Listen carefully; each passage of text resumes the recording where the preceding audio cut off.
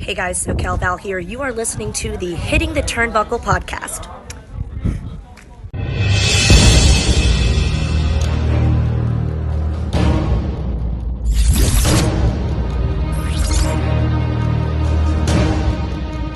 Actually, good morning and welcome everyone back to the Hitting the Turnbuckle podcast. I am your host, Adam Cousins, and we are fastly moving forward to Buckle Up, which is our event with Ignite Wrestle Pro on the 23rd of July. Limited tickets available, shameless plug.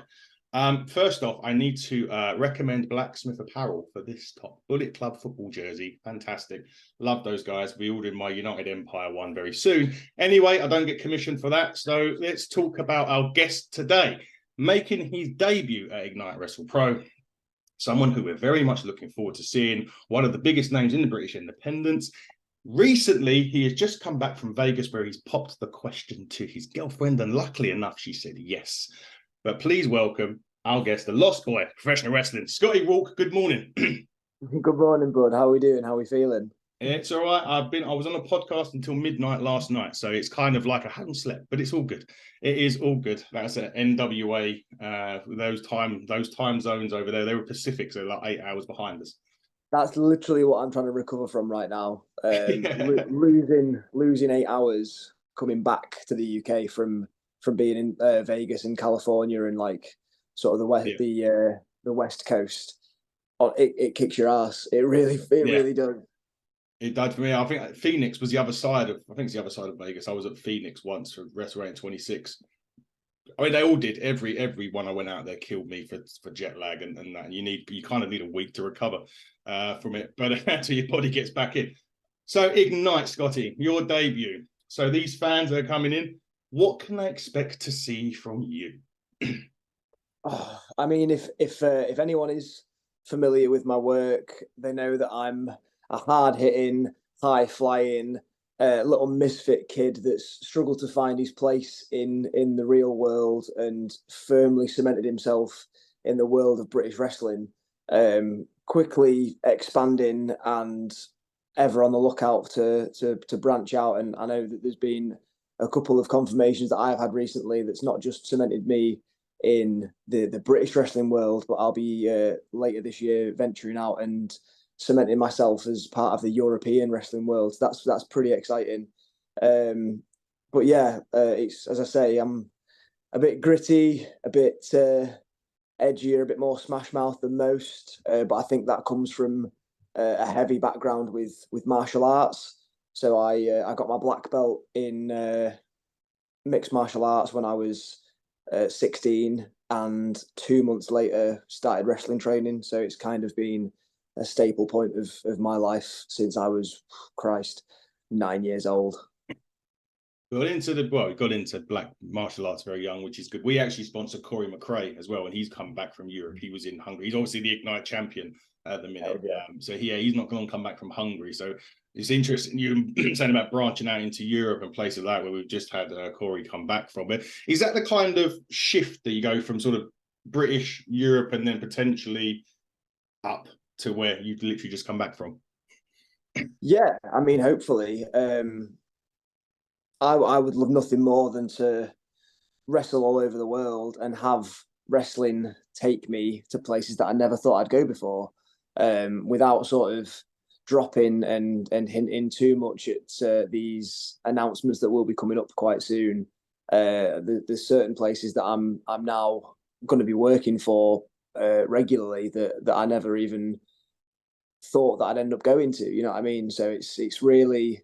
It is quite eye-opening, and it is the end goal is to make this your full-time career, but not only that, like more than that, make it your life, make it your passion, and allow that to take you anywhere and everywhere. Never say no to an opportunity, you know. Yeah, exactly that. You shouldn't say no to opportunity. Who was your wrestling idols growing up when you were a kid? I mean, was you into wrestling as a kid, and has that idol changed since you've got into wrestling? Yeah, I mean, I was massively into wrestling as a kid. It was something that me and my mum used to sit and watch. It was Cartoon Network. Yeah, at 10 o'clock. The cut off. Johnny Bravo used to finish, and then Nitro comes on.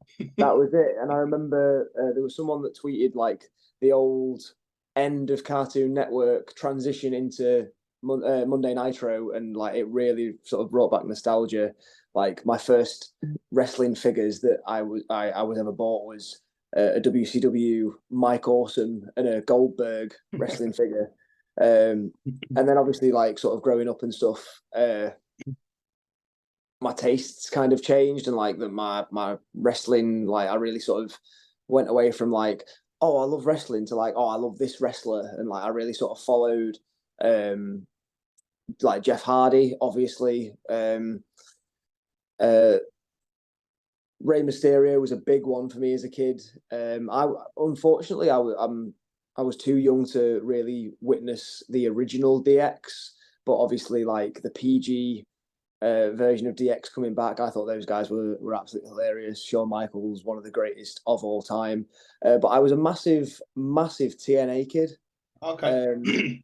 TNA from about 2005 to sort of 2008, when it was like the main event mafia, sort of aces and eights. You obviously had Kurt Angle that was with TNA for a long time. You had AJ Styles, Samoa Joe, Kazarian, and like, let me tell you, watching Kazarian as a kid, as someone that sort of was the founder of the X division for Impact, and then wrestling him like 2 or 3 months ago, blew my mind. Like, genuinely insane. If you'd have told like 8-year-old Scotty Rawk that he'd be wrestling Kazarian when he was like 25, he'd have laughed. Yeah. Well, it must have been. I mean, obviously, when you're saying wrestling, you're wrestling your people that you idolized growing up. What was that? I suppose did it feel a bit surreal at the time when you're sort of like at the back and you're sort of getting ready, and then you go into the ring and there he is. Yeah, it was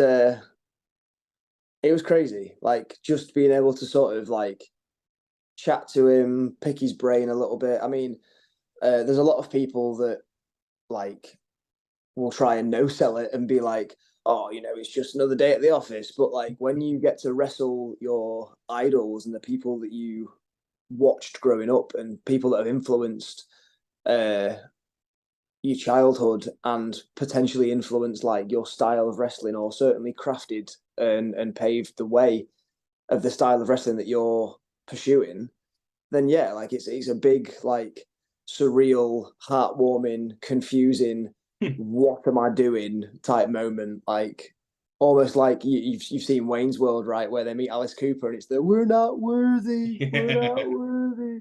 Yeah. Without marking out, like it was a really fucking cool moment. I can't sort of. I've done wrestling training, but it didn't work for me. Too painful. Learned too quickly. It just wasn't for me. So I can't say what it's like when you get into the ring with them. I can say that I've been very fortunate enough to meet majority of the people that I've wanted to meet. So I do remember old school DX. I am that old, and I remember when they formed. So that was my childhood. Was that the Attitude Era stuff? So a lot of those guys I've always wanted to meet. Now I've had as I've been very fortunate. I've met DX, both of them. I've met The Undertaker a few times, Cena, Edge, all the ones that, basically. And I felt that only one of them did I feel when I was actually in that queue waiting. And there was two. One was Steve Austin. Yeah. And that was only because I'd actually previously met him, but didn't meet him. His first wife lives in Southend on Sea in Essex, and I used to work up in Southend, and I was crossing the road one day, and there was this black big 4x4 car with a Texan flag sticking out the back, so you have the little flags. And I joked to myself in my head, "Oh, that's Steve Austin." I turned around to sort of thank him, and it was him. And he had black shades on, like black glasses. And then when I met him at the Oxford Street, HB, I always tell him a story, and he was like, "Yeah, that was me, son." I was like, "Oh, okay." So it was him. Which was crazy to meet him, like just walking down the street. But the other one, you don't expect to look over your shoulder and see Steve Austin in Southend on Sea. No, you don't. It was very, and obviously it turned out to be him, which was even crazy. And the other one was definitely Undertaker. That was the first. I'd never been as nervous, and this was at WrestleMania 27, 6 or 7. 7, and I've never been as nervous waiting in a queue, because you always say, oh, I'm going to say this, I'm going to say that, and you never say what you always want to say anyway. You get to the front and you're like, oh, hello, Mr. Undertaker. Like, yeah, completely. I met, and then I met him about 10 years later, maybe less than 10 years later, Inside the Ropes in the UK, done a tour with him, and I was on that one. I met him, and that was literally my mum's like retirement thing, because she was Undertaker crazy, and she was retiring to go and live in Cornwall. And I was like, okay, well, the day before we go, we're going to be meeting the Undertaker. So that was a cool moment for her to meet, and Mick Foley as well, funnily enough. So from the thing, but yeah, so I can kind of get where you're coming from, and not wrestling wise, but I can get it from meeting the idols growing up. Yeah. If I could do that for my mum, it'd be Kevin Nash or Goldberg. She's a massive, like big, sexy and Goldberg fan. Like since growing up, it's been those two. I want Kevin Nash on this podcast. So if you're ever listening, Kevin Nash, I know that you have clicked this, and I know you're probably going to be rather expensive, but if you could come on for half an hour, that'd be so. We're shameless plugging other people here. We should be talking about you, Scott. Anyway, let's move on. So you kind of mentioned obviously wrestling Kazarian, which was great. Is there any other guys that sort of, I don't like to say the word realistically, that you'd like to wrestle from your childhood, but if say you had a crystal ball, or you had an opportunity, someone found, say, look, we're booking you in a match, choose 3 guys and we'll get it done and we can make it happen. Yeah.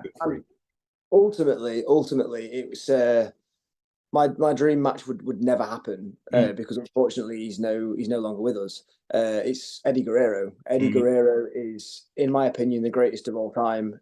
He's my favorite wrestler, and I think when I was a kid, it was strange because I hated him. Yeah. And growing up and sort of understanding the world that we are involved in now, feeling that emotion and that like genuine, like burning hatred for this dude that I didn't even know. Like he was doing an absolutely class job. Like to make like an 8-9-year-old kid feel those emotions, feel those like that passionate resentment against someone. Like he had nailed his character, his in-ring work. Like just he was everything that any wrestler should aspire to be. Absolutely class. I would love to have had the opportunity to have met him. But yeah, if we're talking dream matches that could not happen, it would definitely be Eddie Guerrero. Jeff Hardy again. Yeah, Jeff would be a major one that's up there for me. I'd love to do like some kind of like TLC tag with the Hardy Boys, yeah. Like because it was so iconic and so like out there. I was a big fan of when CM Punk first came into the WWE, when he was like when ECW had been bought by the WWE and things like that. But yeah, I'd love to wrestle Samoa Joe. Like I am obviously like I'm a small dude, I'm a cruiserweight, and Joe for me was like the defining pinnacle of the X division. He proved that like weight classes don't mean anything. You can move, you're athletic, and you look like an absolute beast. I'd love to wrestle Samoa Joe. Because watching him and AJ Styles and Christopher Daniels, like as a kid, just blew my absolute head. Yeah, that was crazy. I will go and probably annoy you a little bit. I have met Eddie Guerrero. It wasn't long before the unfortunate passing. It was WrestleMania 21 in Los Angeles. I met him at Toys R Us. He was a great guy. It was one of those ones we literally, just like you, we'd stupidly booked not a direct flight. So we flew out of Germany into LA, and we got out there, dropped our bags, and my mate just mentioned, oh, Eddie's doing a signing in Toys R Us. I was like, okay, well, we'll go down there and we'll have a look. And there were 500 tickets coming out, and we saw the queue and we were like, oh, this ain't going to happen. We were 496, 497, 498, 49500 in the queue. So that's fate. And then it got to a point where he was overrunning and so they had to ask him. He had about a dozen people left if he wouldn't mind just finishing off. And he looked at us, got on the table, done his shoulder jig, and went, "We've got all night, SA." And it was just like, well, that's we all just lost it at that point. But yeah, Eddie was great. I've actually met every one of them you said just then. I've met. So yeah, Jeff was nice as well. He signed my Edge belt. I've got the Rated R Superstar belt, the one at Edge. Oh yeah. And so he signed it. And to be fair, there was only one that I ever wanted to sign it, which was Edge. And I finally got that done in the end. I was going to take it to WrestleMania, I didn't, and then he retired. And I was like, this is never going to happen, is it? And I was going to get ready to frame it. And then London Comic Con come along and they said, we're going to put in Adam Copeland. And I was like, yep, that's it. If you could have been a fly on the wall at the bar I used to work in, we used to do like Royal Rumble viewing parties. We used to do WrestleMania viewing parties. If you could have been a fly on the wall for Edge's return, you'd have seen me in absolute tears. Mm-hmm. Like, again, Edge was another one growing up where I absolutely resented him. I hated him with a passion. Obviously, I was like this. I was a little kid, so like I remember, because it was Friday night SmackDown, but Sky Sports did the reruns on Saturday mornings. Yeah. So I used to watch it as a kid on a Saturday morning from the night before. I remember sitting down and watching Edge's retirement speech and being like, why isn't he being nasty? Like, why isn't he a bad guy? Yeah. Because I'd learned to hate him. So yeah, I watched that when I was like, 11 years old. Yeah. And yeah, him coming back was like an absolute like dream come true. He was a guy that like I tape studied. Him, Guerrero, early WCW Cruiserweight Jericho. Like they are guys that I will go back and watch and watch and watch. Yeah. So a bit like your story of Eddie, I was exactly the same with Edge until he beat John Cena at the Money in the Bank when he cashed in his Money in the Bank, because everyone was. I mean, I was getting sick of, and I wasn't getting sick of Cena. That's not the right word. I didn't like the way he was being presented. Basically, yeah, he's in the face all the time. So when he come and cashed in, that was it. I switched. I loved Edge, and since then I've got the Brood tattoo. You can't probably see it on my arm. I've got a Brood tattoo. I've got the Rated R star on my back for Edge, closely behind my Austin 316 Devil Dice and bits and pieces. Right. Anyway, talking about wrestlers and games, we're going to play a few games. I want to discuss Nino in a bit, but I want to play two games first. Then we'll give you an opportunity to say hello to your opponent at Buckle Up. So the first one is word association. So again, I'm going to give you a name of a wrestler and you give us the name, first word, words, or phrase that comes into your head when I mentioned Z name. So what we'll start, funnily enough, with Eddie Guerrero. Viva la Raza. Viva la Raza. Yeah, I will say lie, cheat, and steal, because that's exactly. Yeah, let's go for Jeff Hardy then. Enigma. Absolutely. Iconic. I'll say Team Extreme, because that's his team, and some of the stuff he does now is, yeah, he's still doing it. He's about the same age as me. I think maybe a bit older, and he's hard to watch. It's hard to watch now. I'm just like, no. Like, I remember being a kid and watching that stuff like through my fingers, and now I'm 25, and obviously Jeff has aged sort of like again 15, 18 years, and I'm sat here now like I'm still watching that through my fingers, thinking, dude, like this man can still go. He can still go. He can still do it. Chris Jericho. Fozzy. I'm a big music head. Yes, you are a front man, I believe, right? Is it for a band? Yeah, absolutely. I've been called the Chris Jericho of Grimsby, which is not the best compliment, but it's also not a diss, so I'll take it. It does, exactly. Well, I was going to say Sexy Beast, because I remember buying one of his shirts that he had out very early on, and it had Sexy Beast on it, so I will call him that. So that's Chris Jericho. Sting.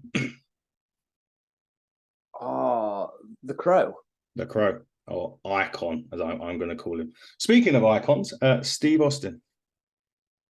316. 316. I will say Stunner because was one of it was one of my favorite finishes. It didn't actually. I think it didn't make my top 10 that we do. I can't remember. But yes, Stunner for me. And the way that he does it and the way that people sell it is another. Absolutely. I mean, all the way from Linda McMahon to The Rawk. Like, or Vince at WrestleMania a year or two ago when he just literally fell on his ass. Didn't even take it. There's one for your mum then, Kevin Nash. Big, sexy. Too sweet. I interviewed Buff Bagwell the other week and we were talking about Kevin Nash and Scott. And funny enough, the next one on my list was Scott Hall. Razor Ramon. Toothpick. Yeah, I went and saw my mum when we came back from the States, and I was greeted with open arms and a Razor Ramon t-shirt, and I was like, Mum, never change. Never, ever change. Right, the next one we're going to play is a quick game. Steve Austin calls it shot clock. Now, we're not going to be drinking shots at this time in the morning, for one. Absolutely not. And I'm certainly not going to time you for an answer. So I'll ask you 10 or so random wrestling questions and you give me the first answer that you want. So the first one is the arena that you haven't performed in that you'd like to perform in. The original iconic like ECW arena. Yeah, it was either, do you know what? It's either that or MSG that gets mentioned as the answer. So you're pretty much on par with even some of the ones in the States. So that's all cool. Favorite tag team growing up? And I think you're probably going to know that, but it's always a toss-up between the three from TLC. Yeah. So it's the Hardy Boys, Team Extreme. It's Edge and Christian. It's the Dudley Boys. Even when like the Dudley Boys were Team 3D in TNA, as I say, I was a big TNA kid growing up. So yeah, Team 3D were like, I don't know, the feel good sort of gimmick of my childhood. But yeah, I remember sitting in school and getting told off for watching Hardy Boys compilations over and over and over again. So brilliant. Your Mount Rushmore of wrestling, who's on it? Ooh.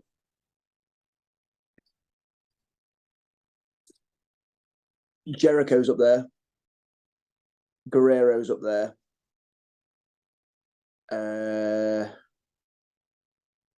Shawn Michaels is up there.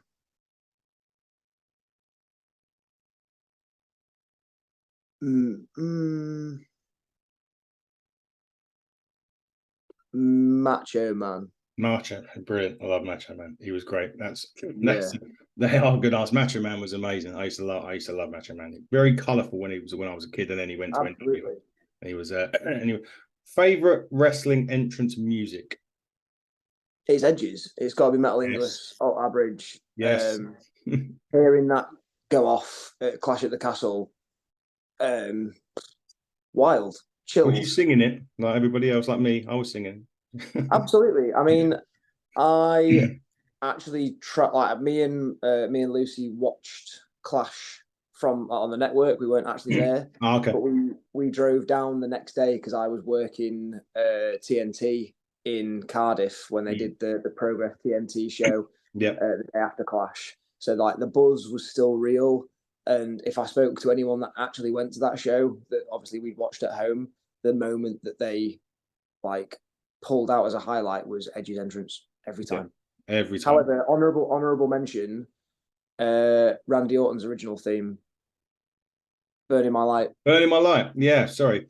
There's rumours that he's coming. I'm hoping it's true. There's rumours that he's coming back on Saturday at Money in the Bank, and I can't imagine the pop for that because that was going to be. I think if he comes back, I think I know when, like what match it would be, and I'm not telling my son. My son's never been, so he's 8. I normally have him with a weekend for his birthday in February. I said to his mum, SmackDown and Money in the Bank are coming over. They're doing combo tickets, so I'm going to have to take him Friday. So if we can get him out of school a bit early, just so we can get down there. And so he's going for the first time. He's got his noise because we're quite near the entrance. I didn't know that until the ticket because they changed the aisleway, so he's going to be quite close. I was like, you're going to need those headphones, dude, because it might be a bit loud. But so it's first time he's going. So that's what it's all about. I really, really hope that you guys have the absolute best time. Thank you. I'm sure we will. I think I'll probably enjoy it more than he will. But we he's got his favourites, and they're all going to be there. So that's the main thing. I think Cody was the one that he was hoping for, and that's finally. And Romans, he likes Roman. He might not say that he does when we're there, but when his music hits, he will like him, I'm sure.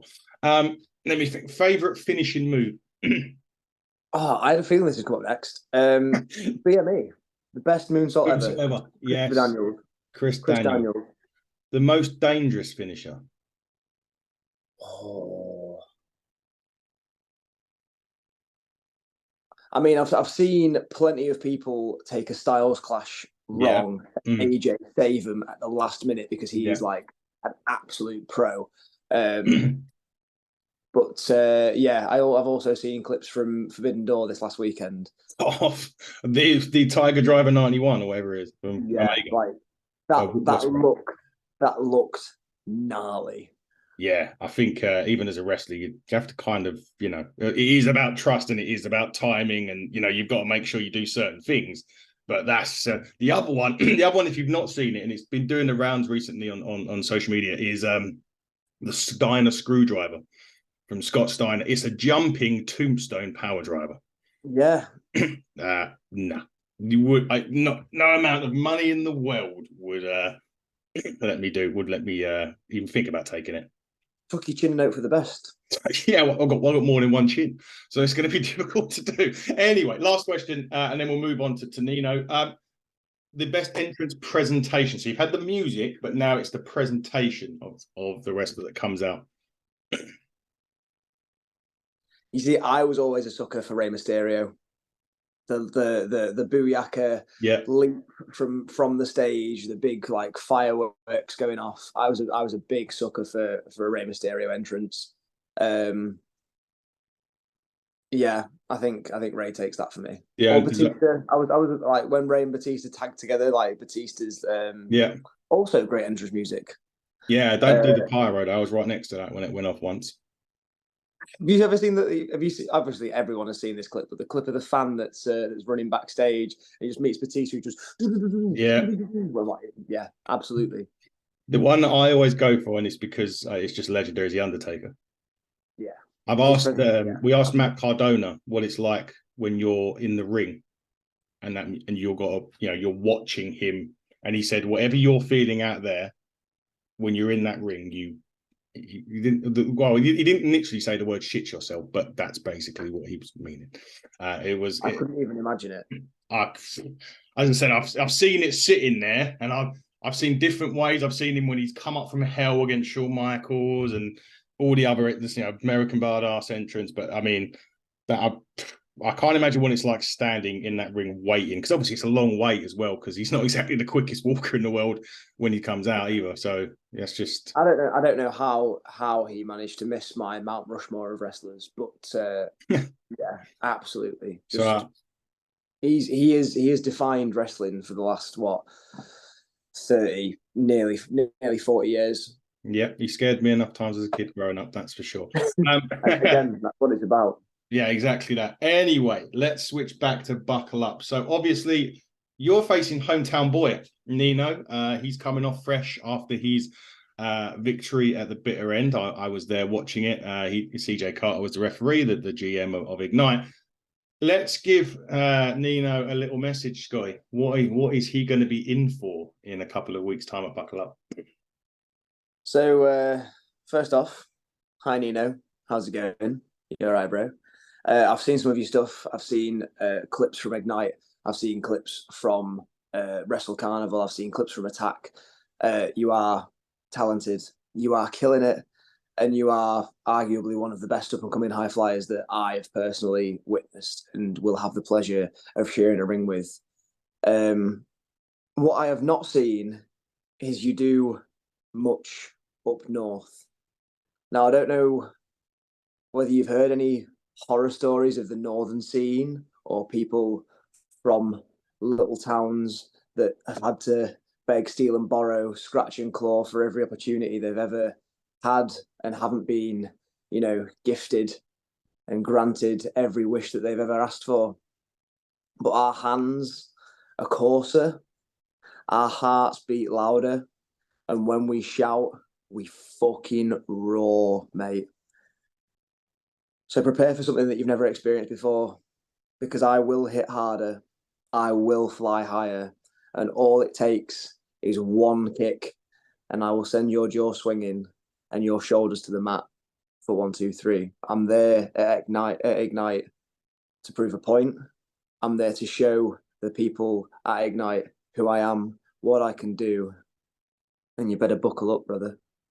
What a way to use the phrase "buckle up" as well, dear Scotty. Before we wrap up, tell the fans, look, what you got going on, where they can get you on socials. If anyone wants to book you, how do they go about doing it? Floor's yours, my man. So thank you very much for having me today, Adam. Honestly, Hit the Buckle podcast is something that I've been wanting to do since receiving the booking from Ignite. So please follow this podcast, follow Ignite Pro Wrestling, and follow me. I'm at Scotty Rawk on all socials. It's RAWK, like Tony Hawk, but the pro wrestling version. If you want to email me in regards to booking, please either contact me through DM, because my DMs are open, or email me at scottyrawk at gmail.com. Also follow my band if you like. So if you want to listen to some new stuff, we are at Intercity Music. You can find me coming up this month in July at BWR, at Ignite, at Tidal. Where else am I? Oh my God, this is embarrassing. My brain is absolutely fried. It's cool. You mentioned your latest lot, and you'll obviously post this all on socials where you are anyway. So. Absolutely, it was posted a couple of days ago. So please, stay tuned, stay focused, and we'll definitely see you there. And if you haven't already, go check out 1PW On Demand, the last show that they hit at the Engine Shed, Devil's Due. Yes. I got to wrestle Zach Wentz. That was cool. And that was literally the day before I flew out to Vegas. So absolutely, what a weekend to remember. And Cardona was at that one as well. We had him on the week before he flew out. And he was Cardona versus Ospreay was an absolute show stealer, as we knew it would be. As well, yeah, there's no doubt about that. Right, I've got to do some plugging myself before I let you go. Later on, we got a Luna Blue coming on for a Buckle Up chat again. So we're looking forward to talking all things Buckle Up with a Luna Blue. Same with Josh Spicer next week.